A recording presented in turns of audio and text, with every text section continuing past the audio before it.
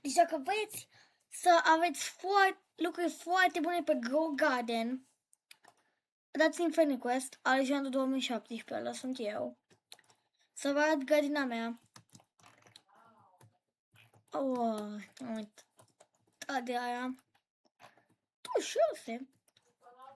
Nu? Nici. Am chiar și plante care nu mai există în joc, ca și Great Pumpkin-ul.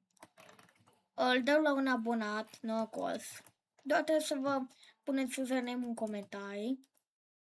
Și după aceea să-mi dați friend-ul și cam asta e tot. În inventor nu prea nimic.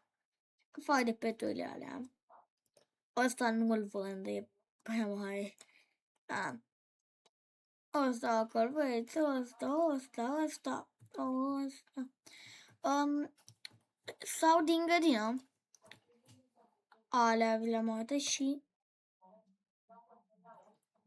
din a doua grădină. Da? Asta e prima mea grădină. Nu? Asta cred că e a doua. Nu știu. Toate astea ce-am sunt foarte rare. Am și câteva. Asta e un transcendent, cred. Nu e foarte bine. Asta, bad.